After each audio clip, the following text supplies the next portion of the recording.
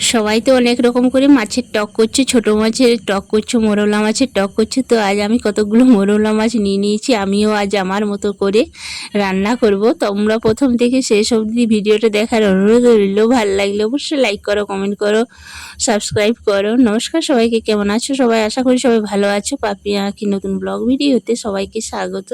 তো প্রথমে মোরলা মাছগুলোকে ভালো করে ধুয়ে নুন হলুদ মাখিয়ে নিচ্ছি। দেখো পরিষ্কার করে ধুয়ে তারপরে নুন হলুদ মাখিয়ে নিচ্ছি। আমার শাশুড়ি মাই আমাকে সাহায্য করেছেন, মানে মোরলা মাছগুলো ধুয়ে রেখে দিয়েছেন, আমি স্নান করছিলাম সেই সময়।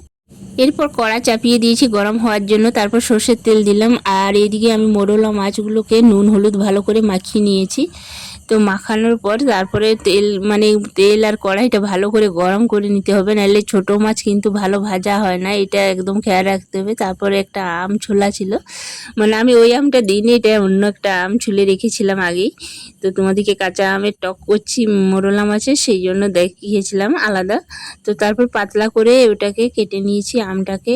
অর্ধেকটা দেব, বেশি টক খেতে চায় না যেহেতু, সেই জন্য সবাই আমাদের টক খেতে কম ভালোবাসে না বেশি, সেই জন্য আমি আর আমার শাশুড়ি মাই খাই বেশিরভাগ। আর আমার শ্বশুরমশাই অল্প একটু নেবেন না, তারপর ওদের জন্য ডিম করে দিতে হবে। তো এই দেখো মোরলা মাছগুলো ভালো করে আমি ভেজে নিয়েছি, কড়াই কিন্তু লাগেনি। প্রথম যখন মাছ রান্না করতাম, কড়াই গরম করতাম না ভালো করে, তখন কিন্তু আমার মাছগুলো ভেঙে যেত, সব মাছগুলো, ছোটোই বলো বড়োই বলো। তারপর শিখে গেলাম আস্তে আস্তে সব কাজ, এখন সব কিছুই পারফেক্ট সব হয়।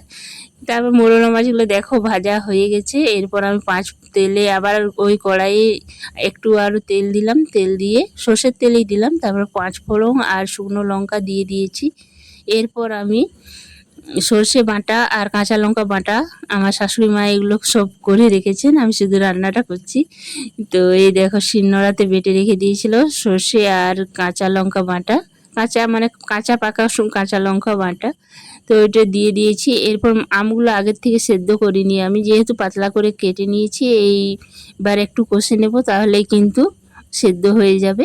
আর সাথে দিলাম কাঁচা লঙ্কা চেরা কটা, মানে সর্ষে বাটায় দেখবে কাঁচা লঙ্কা আর কাঁচা সর্ষের তেল দিলে সব রান্নাই ভালো লাগে।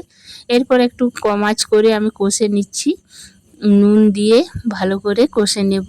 বেশিক্ষণ কষবো না, 1 মিনিট 2 মিনিটের মতন কষে নেব, বেশিক্ষণ টাইম লাগবে না।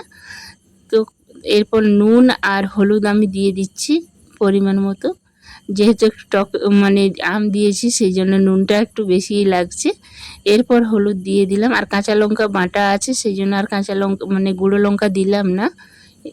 এরপর ভালো করে মশলাটাও কষে নিচ্ছি একটু।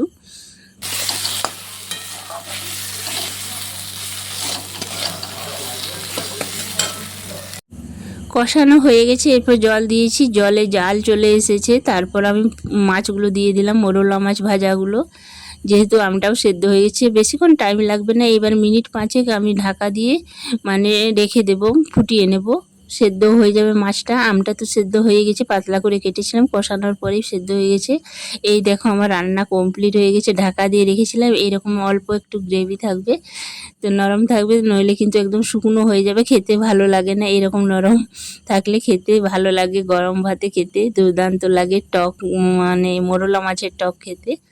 এই দেখো কত সুন্দর লোভনীয় হয়েছে। তোমরা একবার এইভাবে আমার মতন করে বাড়িতে রান্না করবে আর আমাকে কমেন্ট করে জানাবে কেমন হয়েছিল। শেষে আমি গ্যাস অফ করে সর্ষের তেল দিয়ে দিলাম।